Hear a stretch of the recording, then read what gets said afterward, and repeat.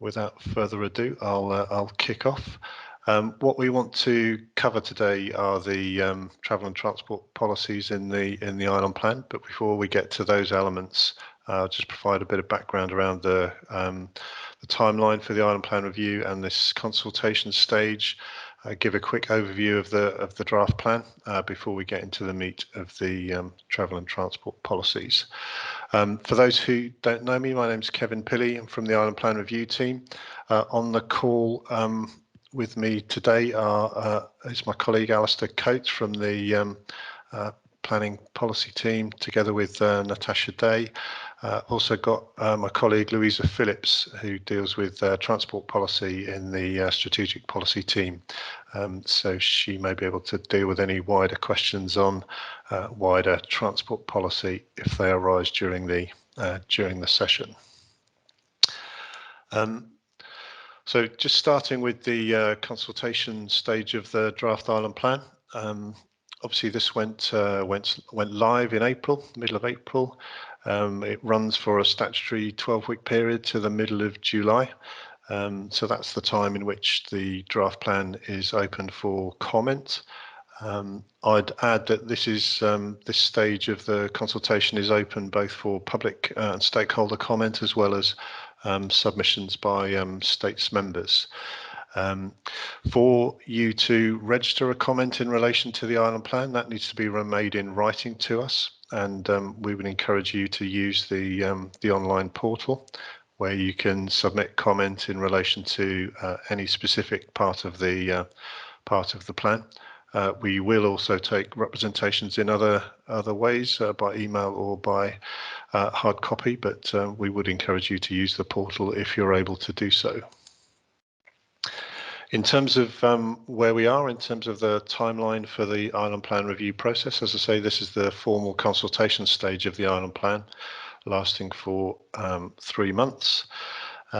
The stages that follow the closure of the consultation period are the formal ones are an examination in public, which will take place probably in October, November of this year. Prior to that, the Minister will publish his initial response to all of the representations that have been received during this consultation phase, together with any proposed States Members amendments that we get in relation to the draft plan. So all of that material will be available to the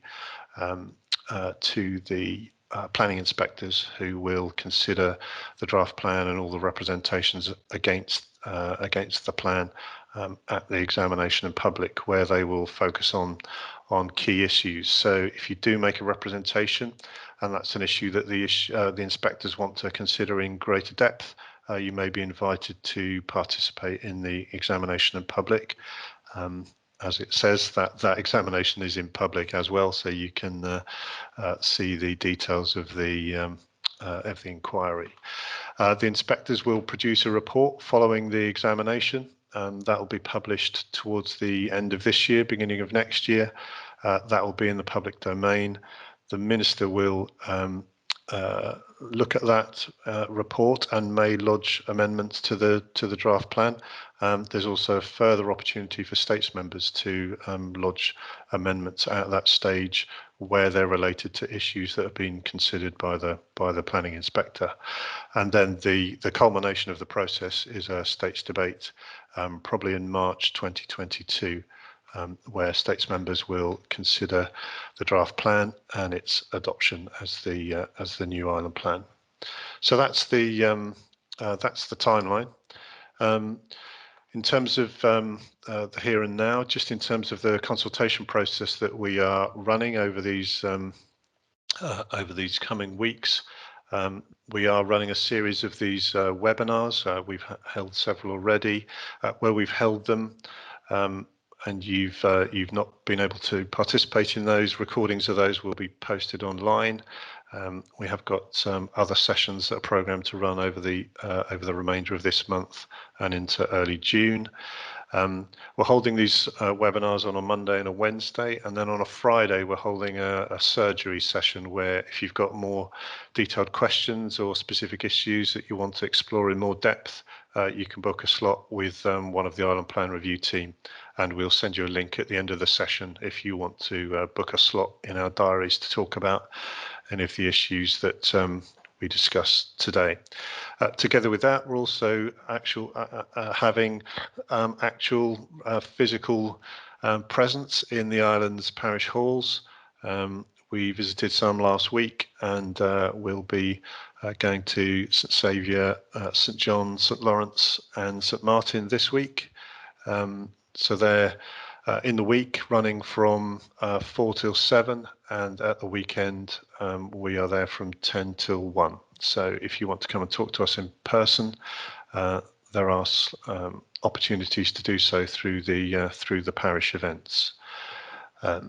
So that's the shape of the sort of active consultation. We will also be engaging directly with key organisations and stakeholders, and we'll be setting meetings up to do that shortly.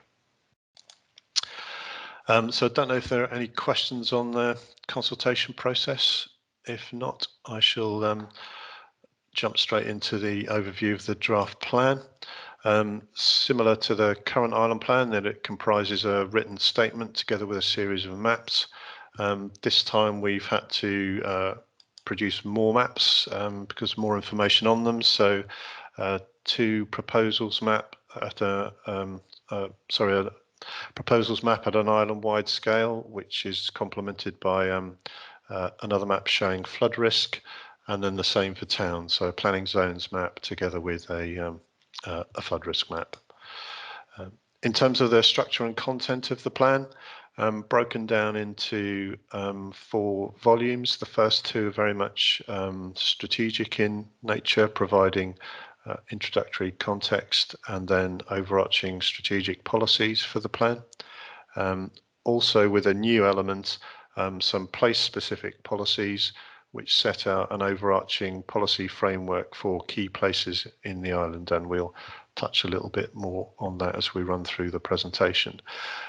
That's supported by a whole series of thematic chapters, and they deal with specific content in terms of key issues. In terms of the format of the plan, similar to current Island Plan, so all policies which appear in blue boxes are accompanied by a preamble that sets out the justification for the policy, and there are also a series of proposals which are set out in green boxes in the plan. The proposals relate to those areas where there may be additional work required, the production of additional guidance to support the use of policy. In terms of the plan, as with the current Island Plan, it needs to be considered as a whole, and policies shouldn't just be considered in isolation, and therefore, depending on the nature of the proposal, it may be that there will be a series of thematic policies that might apply to a particular development proposal, but also relevant will be those overarching policies, whether that's a strategic policy or a place-specific policy. So the plan needs to be considered as one. In terms of the work that's been undertaken to support the Island Plan, a whole range of studies have been commissioned to update our understanding and appreciation of the current situation as the island needs to face them and address them around a whole series of issues. All of that evidence base is available online, and various aspects support the key development of draft policy. In addition to that, there's a series of assessments that have been undertaken, one of which will be published this week. That's the Sustainability Appraisal, which is an independent assessment of the overarching sustainability of the plan. So you can comment on those assessments separately. They will form part of the overall Island Plan consultation process. but there's a child impact assessment, children's rights impact assessment, a sustainability appraisal, and a viability appraisal, which you can comment on separately. As I say, 2 of those are available online, and the sustainability appraisal will be published this week. So in terms of the key issues that we will look at today, or the key parts of the plan that we're looking at today, I'll touch on the strategic policy framework and those that are of direct relevance to travel and transport, along with the places section that's of most relevance, and then we'll dive into the travel and transport section itself. So before I do that, any questions on the structure of the plan or the consultation?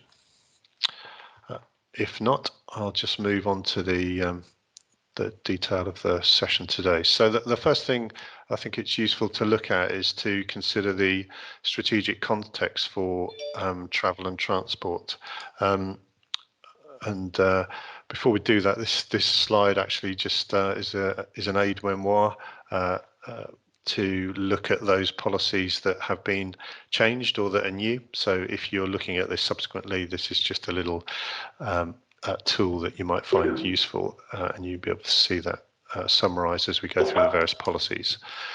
In terms of the strategic context for this part of the island plan, there is, of course, already a strategic policy framework that's specifically provided for travel and transport, and that's provided by the Sustainable Transport Policy, which has been adopted by the states.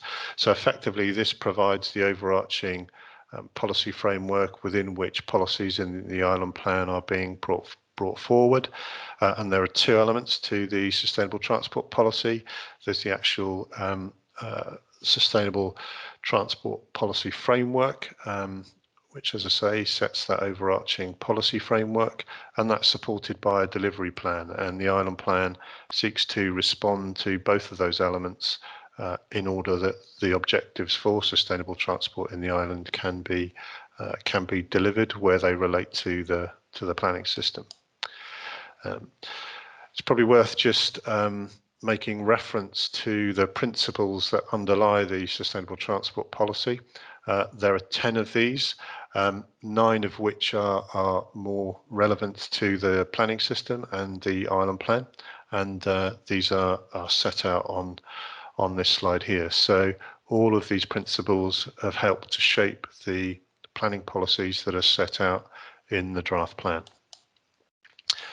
As I say, the overarching framework for sustainable transport is also supported by a number of work streams, and these are being undertaken at different rates of progress, but some of them are of direct relevance to the island plan, and as they emerge and develop further into specific policy frameworks or action plans themselves, will have resonance for the island plan. And you'll see as we go through, the plan seeks to create some flexibility within the planning system to be able to take account of any emerging proposals or policies that come out from these individual work streams. In terms of those strategic policies that are of relevance to travel and transport, I've sought to highlight 3 of those. So these strategic policies provide that overarching policy framework for the general direction of the plan, and there are some specific elements that are directly relevant to travel and transport. So if we start with that strategic policy related to climate change, there's some key issues in here related to travel and transport and the general objective of seeking to reduce the island's carbon emissions. And these relate to reducing the need to travel, but also where there is a requirement to travel, to providing a greater range of choice and options to by virtue of which mode you might choose to make various journeys. And the planning system can have a an impact on those issues. One of the key ways of doing that, of course, is the location in which development occurs will have a great influence on, firstly, whether you need to travel, and secondly, how you the choice that you might have to make a journey. So the spatial strategy that's set out in the plan seeks to focus development activity largely in those parts of the island that are already developed and where there's the greatest range of access to services and facilities, thus offering the potential to reduce the need to travel, and by virtue of the fact that these represent the island's sort of existing urban centres where there's likely to be existing transport infrastructure focused on those locations to different degrees. The spatial strategy of the draft island plan, whilst it focuses on the existing built-up areas, it adds another dimension to that by seeking to introduce a clear hierarchy to the different centres across the island, with St Helier clearly being the primary urban centre, Kennervay serving as the secondary centre, and then a range of local centres embracing the things like the parishes, the parish centres. In addition to that, there's a range of smaller settlements where there's a much more limited provision of things like services and facilities, and likely as a corollary of that, likely reduced travel options in those locations as well. So all of those things have an impact on travel and transport in the island, and the planning system can help promote some of those objectives that are set out in the sustainable transport policy by virtue of where development takes place.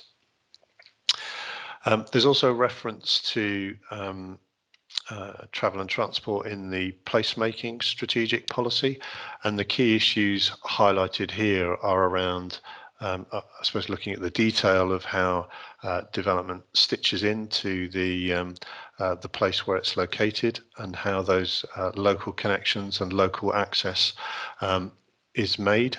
And there's also emphasis given to prioritising walking and cycling, and prioritising those with the greatest challenges in terms of travel and transport, whether that be children or people with mobility difficulties. So those are the strategic policies that have a resonance with travel and transport. In terms of the place policies that are relevant to them, clearly, you know, as I said earlier, all sort of parts of the island will have travel and transport issues, but I wanted to highlight the plan for town that's set out in this draft island plan, because that seeks to focus to some extent on movement into and around town. The plan for town sets this overarching framework for how town might be developed over the plan period, and it sets out a series of concepts within which development in town might be considered, so that we have a broad consideration of the overall sustainability of development in town. But there's a clear recognition there that use of the public realm in particular is particularly important, and there's some opportunities for how we use the public realm and how we move around town in this plan period,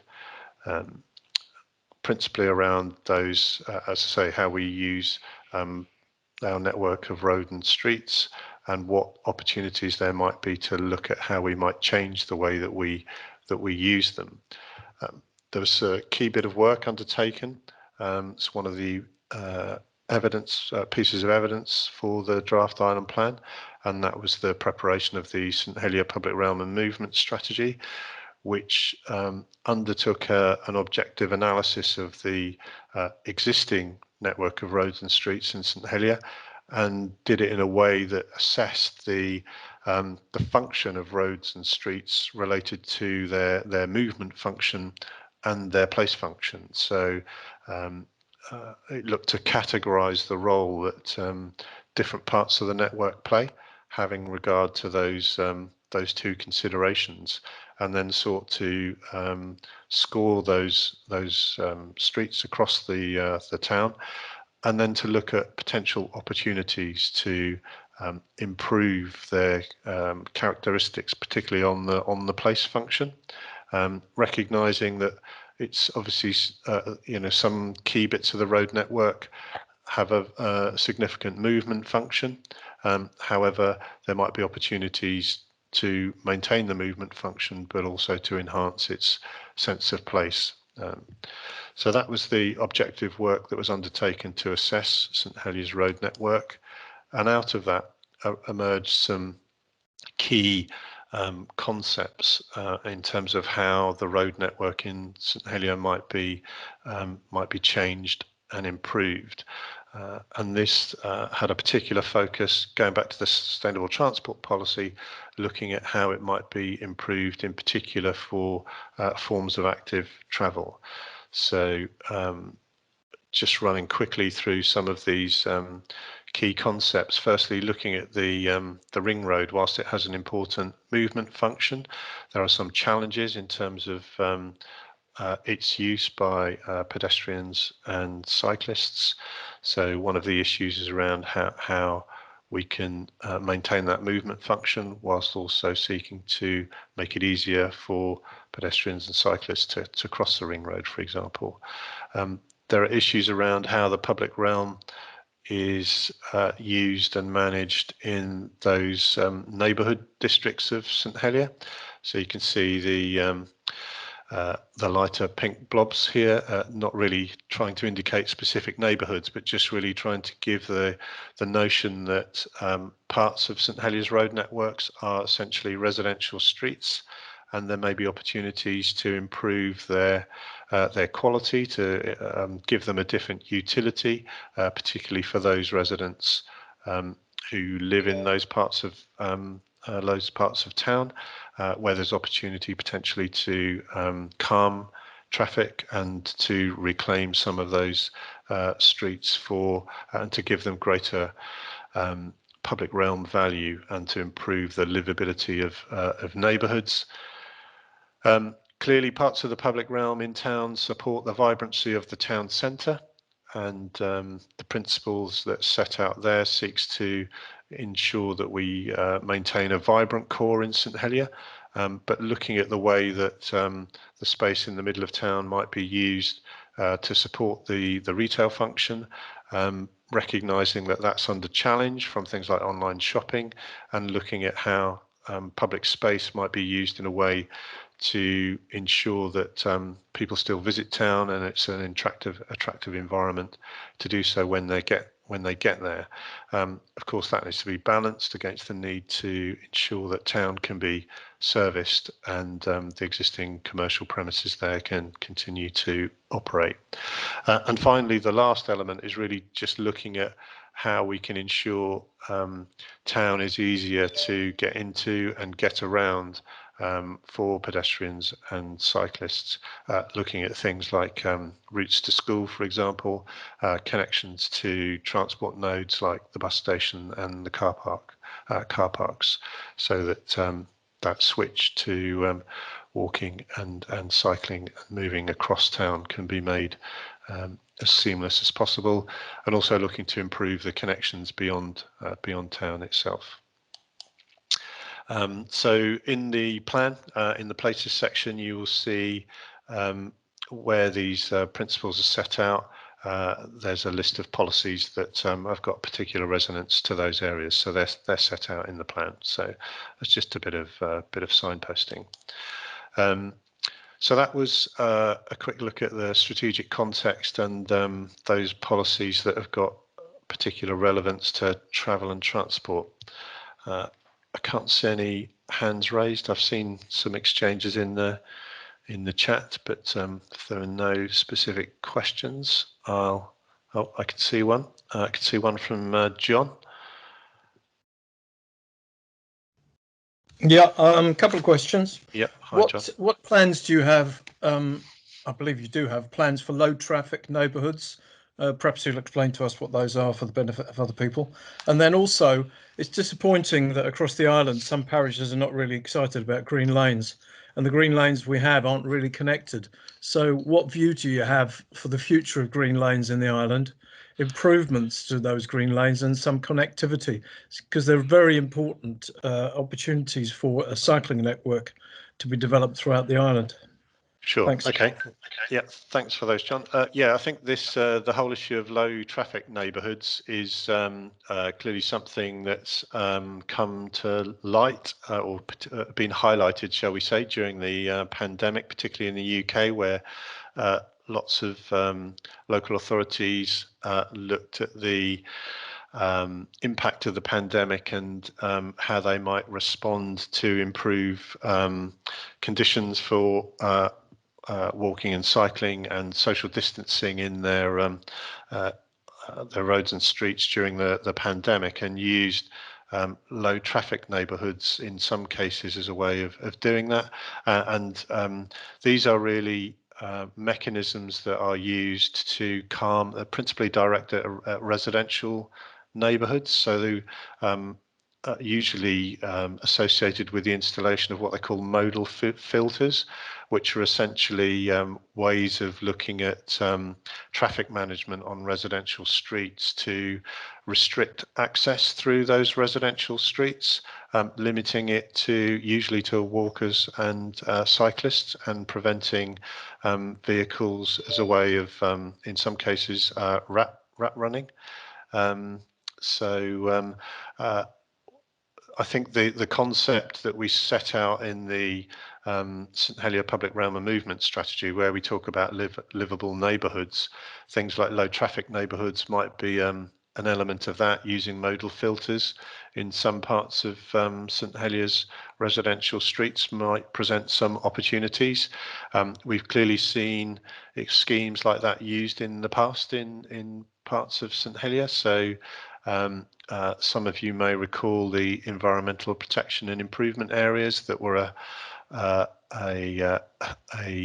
project that was undertaken under an earlier island plan, where I think it's places like Columbus Street and I think Brighton Road and areas in that sort of northwest part of St Helier were subject to local traffic management, and that might be termed a low traffic neighbourhood in today's parlance. Whether the scope to deliver some of those as part of the island plan, certainly the island plan would facilitate that, so it provides a policy framework that supports that, and that would be taken forward as part of the Public Realm Works programme that my colleagues in infrastructure, housing and environment would take forward, possibly working in partnership with the parish where that affects parish roads. The other part of your question, John, was around green lanes. That's what I think. Whilst the island plan would support the principle from a planning point of view, would support the principle of seeking to enhance the use of the road infrastructure to support walking and cycling, and we'll touch a little bit on that when we get into some of the detailed policies. Clearly, the green lane issue is one that again is sort of quite live at the moment. There was a proposition lodged by Deputy Ward, I think, which was accepted by the states, and I think the Committee de Conotab are doing some work to look at potential changes to the existing road infrastructure, to look at how the true concept of green lanes as they were originally conceived, which was not just as a speed limit but as an actual prioritisation for active travel, might be brought into effect. I don't know if Louisa, if she's still on the call, wants to say anything about that issue, to add anything that... Yeah, so I can't turn my camera on, I'm afraid, because my internet's a little bit dodgy and you'll probably all freeze. But the whole concept of livable streets, livable neighbourhoods, is something that we'll be looking to take forward and considering in the active travel rapid plan as part of the work streams that Kevin identified right at the very start of all of this. But secondly, as well, it's going to not just be focused on St Helier. It is looking to provide a strategic approach to active travel across the whole of the island. So it will be looking not just at green lanes and designated lanes, but it will be looking at opportunities across the island to enable an island-wide active travel network and see what that potentially could look like. I think the thing to remind people is that whilst infrastructure is clearly visible, it sometimes isn't as quick to implement what can be considered quite a simple thing, i.e. reduce the amount of traffic to go through it or close it off to certain types of traffic. There's planning and infrastructure processes that you need to go through to enable those to happen, and unfortunately that does take some time. So it is something that is very much at the top of the agenda from the STP perspective, and as we begin to start looking at identifying those opportunities and the investment plans that need to make them a reality, we'll be engaging and informing the public as we kind of go along that journey. Okay, thanks. Could I just come back with a couple of points on that very quickly? The St Helier Parish Council Environment Committee is very keen to see the introduction of these low traffic neighbourhoods, or as Simon prefers to call them, livable streets, and I sort of tend to agree with him on that. In particular, there's a number of cul-de-sacs that could easily be, have traffic removed, and we could be thinking about placing benches, mini play areas for children, more greenery. And I mean, I'm thinking of places like the very top of Halkett Place, where there's a cul-de-sac in front of the Methodist Church. Once you start to introduce those initiatives and people see how well they work, then I think that really helps to engage the public with this. On the green lanes issue, just for your information, we're going to be doing some work on Valley de Vaux, which is the premier green lane of St Helier.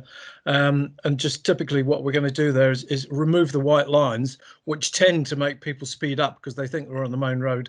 And we're going to introduce some of these sort of pavements like they have up at West Hill, which is a virtual pavement sort of thing. So you've got the side of the road where it is dedicated to pedestrians with posts every, say, 15 metres or so. There's some other measures because obviously the speed limit there is currently 15 miles an hour.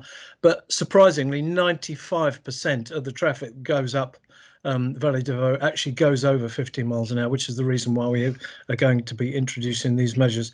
So maybe once we've got that done, other parishes will have a look at that and see what measures they can do to improve their green lanes. Thanks.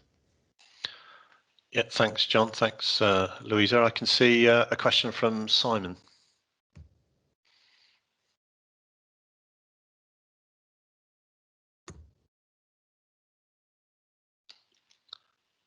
Don't know if you started, Simon. If you have, you're still on mute. If it's me, no, I haven't raised a question. Sorry.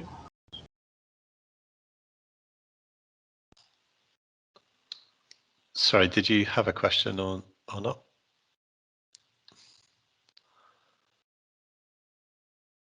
No. Okay. Great. Okay. Well, we'll carry on and dive into some of the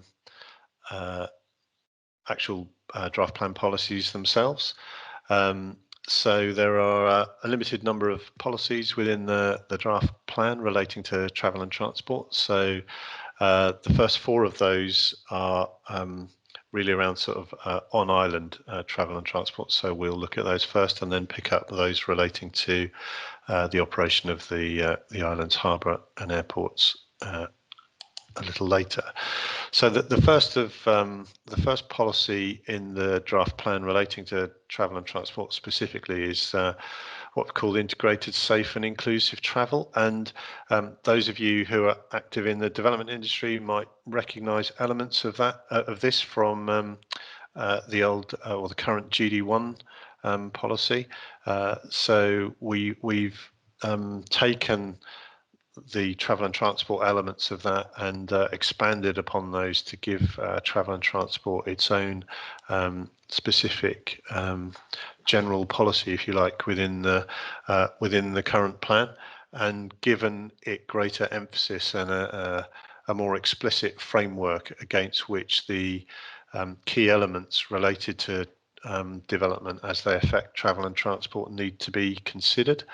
So we would expect all development proposals to have regard to all of these issues in terms of them being considered under the new plan. And you can see there's a particular emphasis given to the need for development proposals to demonstrate how they've had regard to consideration of the needs of all users, particularly those that are at the sort of top of the mobility hierarchy around the needs of children, elderly people, and people with mobility impairments.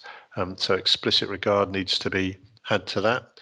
And there's also a need to demonstrate how development has contributed to the promotion of walking and cycling. So you can see the linkage to the sustainable transport policy, where island planning policy is making specific reference to these requirements to be demonstrated in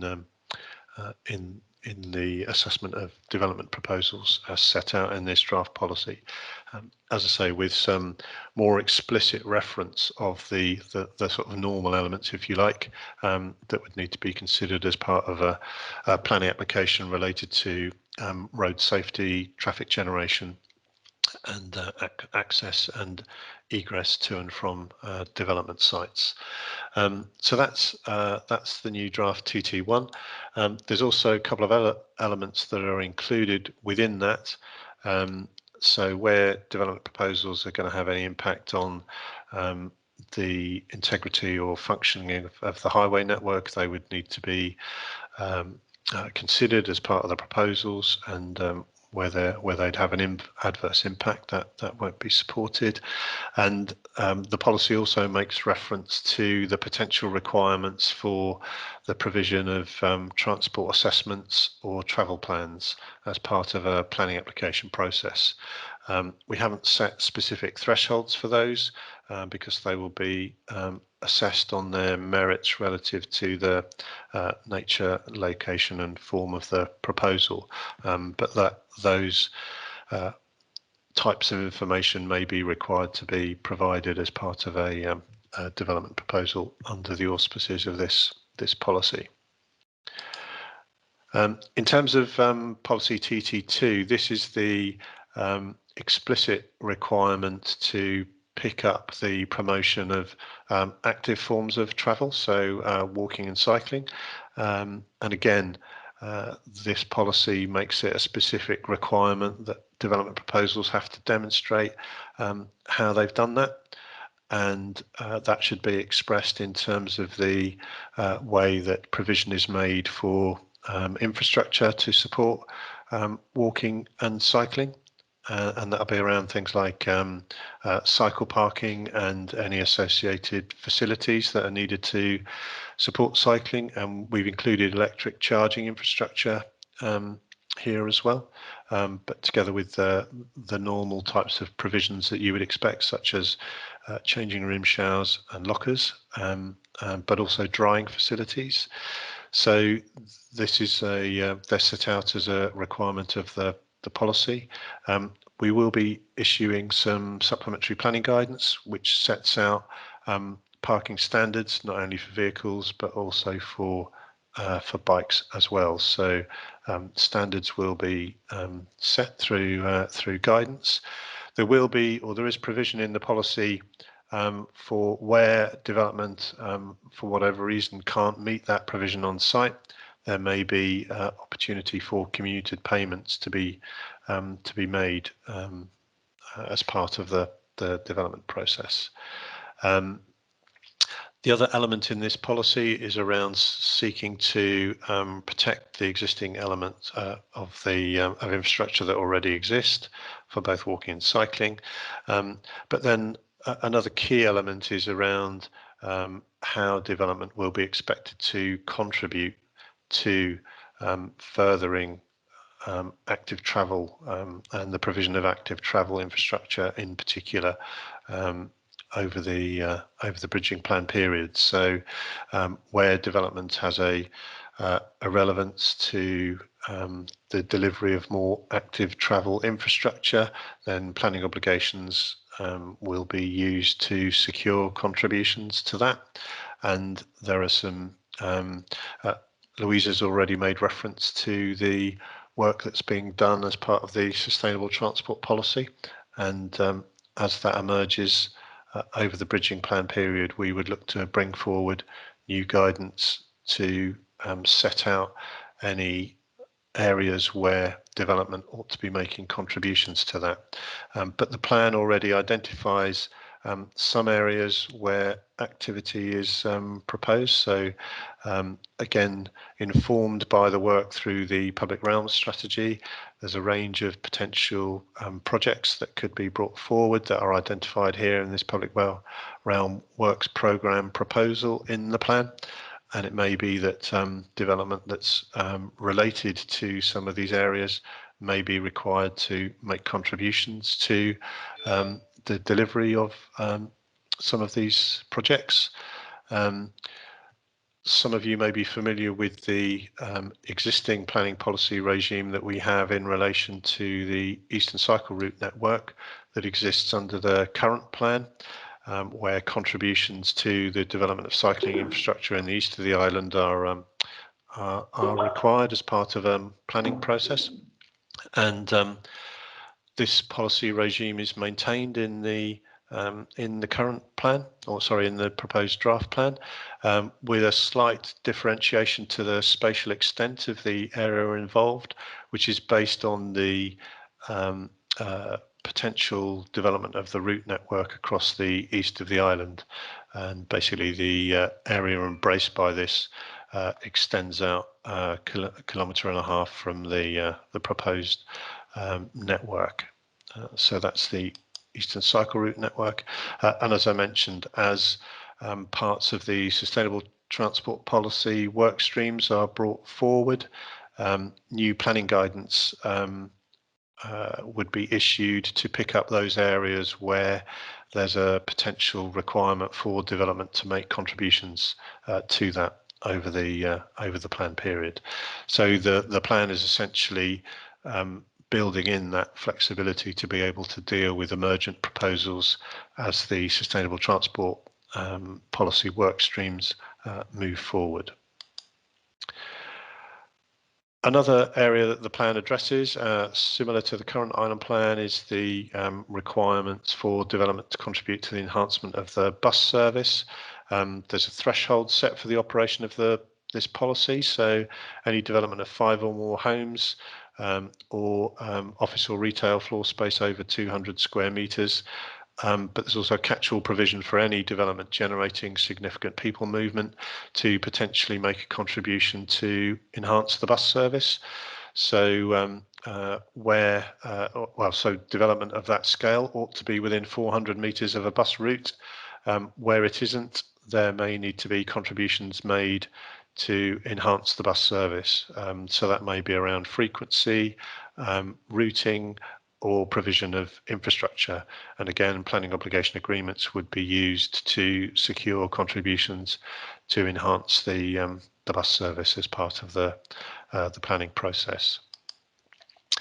Another area that the plan deals with is around off-street parking. So planning policy regime here proposed is that development ought to provide appropriate levels of parking as part of an integral part of development, and we will be publishing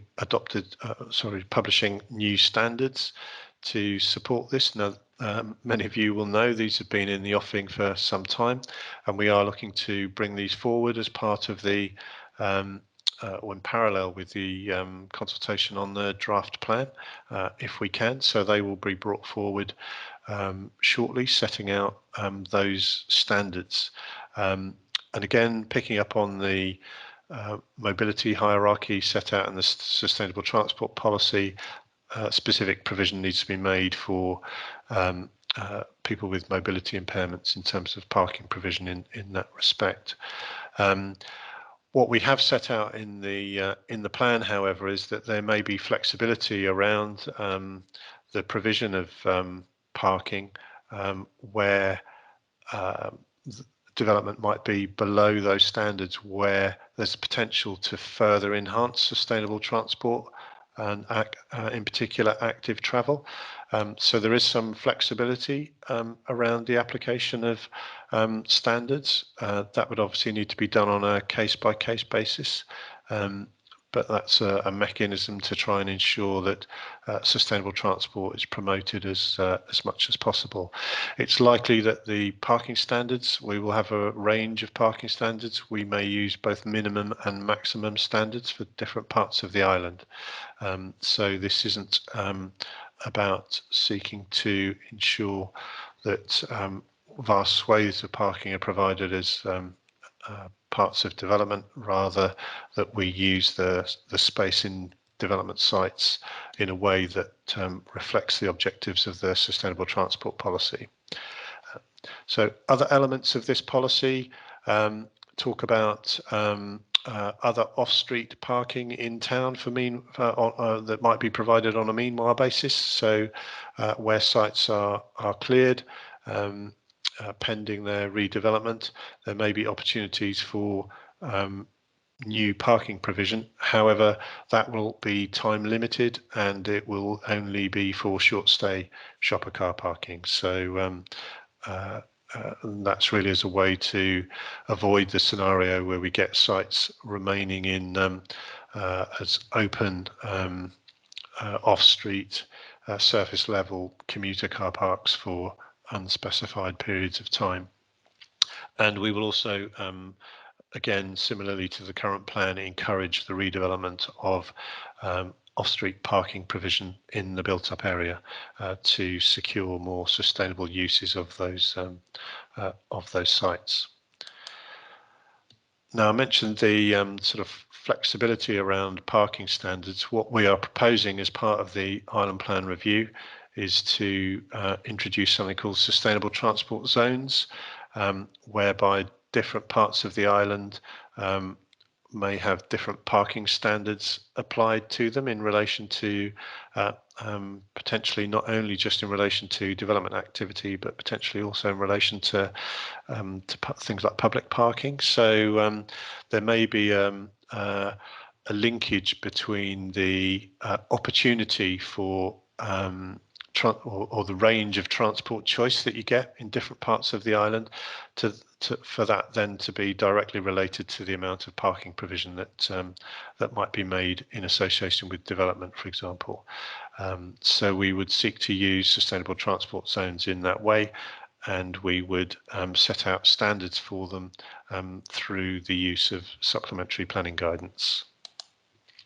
And as I said earlier on, again, another element of the work streams, the rapid plans that Louisa and colleagues are working on is related to the development of a parking plan.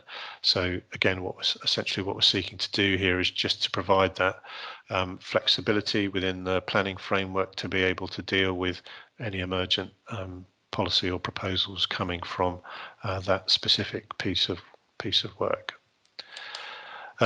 So those are the sort of key on-island or sort of internal transport policies, travel and transport policies that are set out in the draft plan. I don't know if there are any specific questions arising from that. No, can't see any hands. So I'll move now on to the what I've called strategic travel and transport, which is essentially around the operation of the port and the harbour. So the planning policy regime set out in the plan in relation to this particular aspect is really about seeking to support the future development of the port and the airport, where that increases the safe operational efficiency of the facility. So essentially anything that supports the ability of the harbour and the airport to deal more effectively with passengers and freight is supported by the policy regime that's set out in the plan. And that's applied to define spatial areas within the plan. So the operational areas for the port and the harbour, the airport, are defined on the proposals map.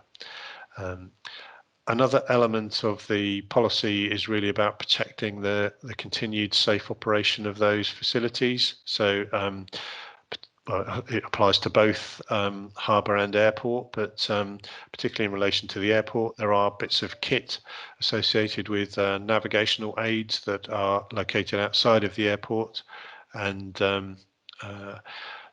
the impact of development on those facilities is also material consideration as set out under this this policy. So anything that has the potential to affect the safe operation of these facilities would be considered through this policy.